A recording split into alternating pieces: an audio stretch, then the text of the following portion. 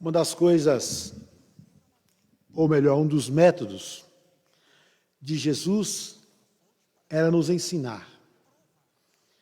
E nessa manhã eu quero ler um texto onde Jesus nos ensina a perseverar em oração. O texto diz assim, é Lucas capítulo 18, do versículo 1 ao versículo 8. Se você tiver com Bíblia, acompanhe, se não, ouça depois, você pode ler. O texto diz assim, Jesus também lhe contou uma parábola sobre o dever de orar sempre e nunca desanimar. Em uma cidade havia um juiz que não temia Deus, nem respeitava os homens. Na mesma cidade também havia uma viúva que sempre lhe pedia: faz-me justiça contra o meu adversário. E por algum tempo ele não queria atendê-la, mas depois disse consigo mesmo: ainda que eu não tema a Deus, nem respeite os homens, como essa viúva está me incomodando, vou fazer-lhe justiça para que ela não venha mais me perturbar. E o Senhor prosseguiu na parábola: ouve o que esse juiz injusto diz. E Deus não fará justiça aos seus escolhidos, que de dia e de noite clama a Ele, mesmo que pareça demorado em responder-lhes? Jesus continuou dizendo e disse assim, digo-vos que depressa lhes fará justiça, contudo, quando vier o Filho do Homem, achará fé na terra? Ensinamentos de Jesus. Talvez a parábola foi uma das melhores didáticas que Jesus usou para poder ensinar as pessoas. Quando ele não ensinava com exemplos próprios, ele ensinava através de parábolas. Foram inúmeras. Mas a verdade desse texto, meus irmãos, é que esse texto quer nos trazer uma verdade que deve estar intrínseca na vida de todo cristão, de todas as pessoas que um dia entregaram a sua vida para Jesus e querem viver para Ele e querem fazer a vontade dEle, que é orar. Orar deve ser o nosso pão de cada dia, orar deve ser o nosso café, orar deve ser o nosso jantar, orar deve ser algo que tem que estar junto conosco todo o tempo, andando, dirigindo, conversando. A oração tem que estar intrínseca em nosso coração. E Jesus ensina nessa parábola que nós devemos orar sempre e nunca desanimar. É interessante que tem pessoas que quando se está de frente com uma batalha, ele já se entrega, já diz: eu não consigo vencer essa batalha, eu não consigo passar por isso, porque eu não tenho força, eu não consigo, porque não tem a capacidade de orar diante de Deus. Mas aqueles que têm a vida pautada nas mãos de Deus e que conhecem o poder da oração e sabem que tem um Deus que nos ouve e que nos atende, eles se dobram em oração, aonde ele estiver deitado, sentado, andando, ele ora a Deus e Deus o responde de acordo com a vontade dele mesmo. Quando eu olho para a história bíblica, eu lembro de Daniel. A Bíblia diz que Daniel orava 3 vezes ao dia, clamava a Deus 3 vezes ao dia. E quando Daniel se viu diante de uma situação onde ele foi jogado dentro de uma cova de leões famintos, leões que estavam ali preparados para devorar seres humanos, era para isso que aqueles leões estavam ali.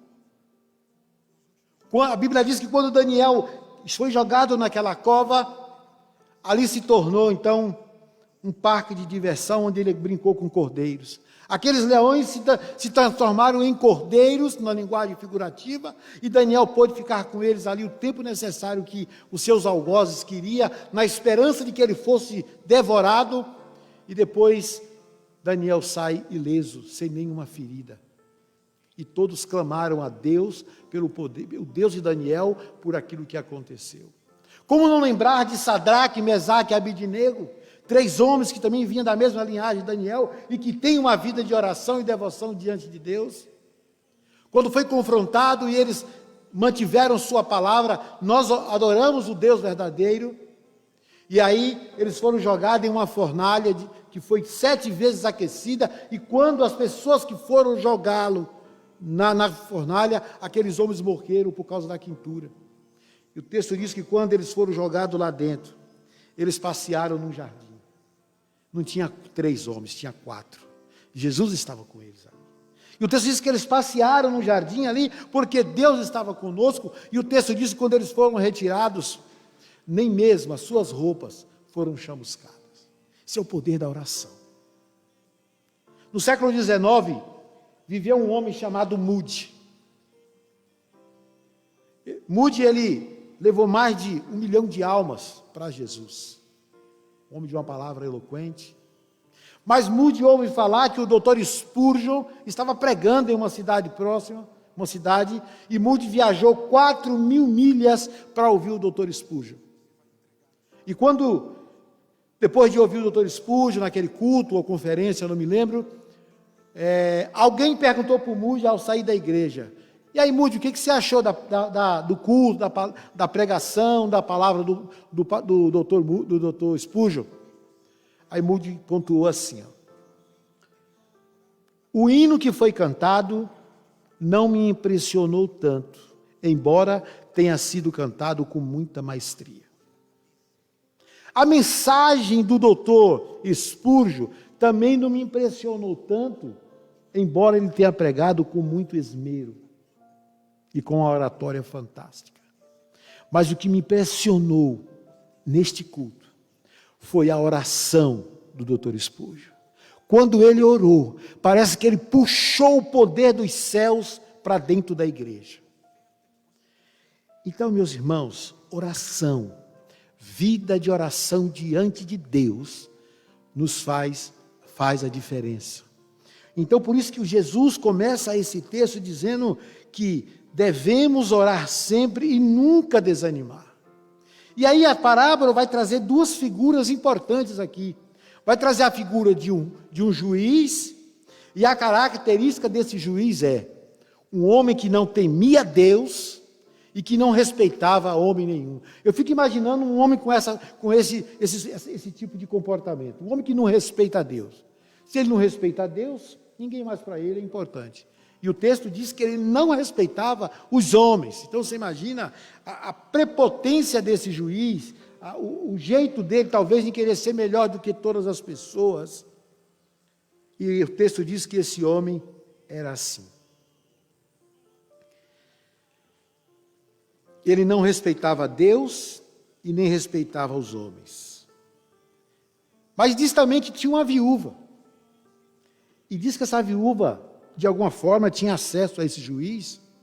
Eu acho que não era tão fácil chegar a esse homem, mas o texto diz que essa viúva pobre tinha acesso a esse juiz. E diz que ela chegava para ele e dizia: julga minha causa contra o meu adversário. Talvez ela dizia: eu estou perecendo por causa disso, eu preciso que o Senhor ajude. E aquele homem não dava atenção para aquela mulher, não cuidava.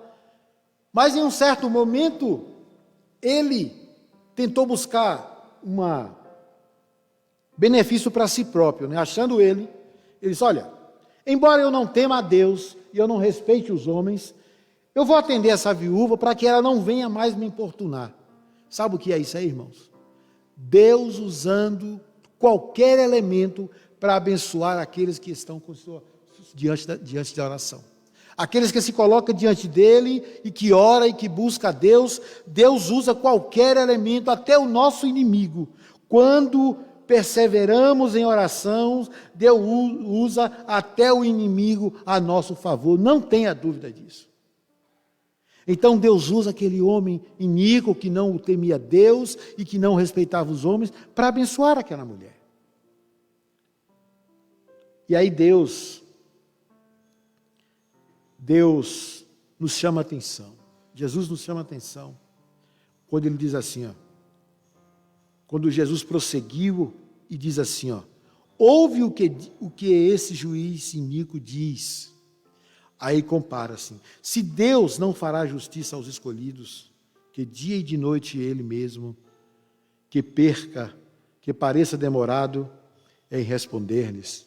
Jesus faz uma pergunta, meus irmãos: Se esse homem que não temia Deus e que não respeitava os homens, foi capaz de ter um momento de lucidez, um momento de bondade e abençoar a vida daquela viúva, Deus não abençoará a minha vida, a sua vida, que clama ao Senhor dia e noite, todo o tempo, buscando por uma resposta? É claro que Deus vai responder. É claro que Deus vai olhar para a sua necessidade e Deus vai responder no momento exato. Conversando com o Elton, ele disse que em todo momento ele estava com a sua Bíblia, ele estava orando, ele estava buscando uma resposta de Deus.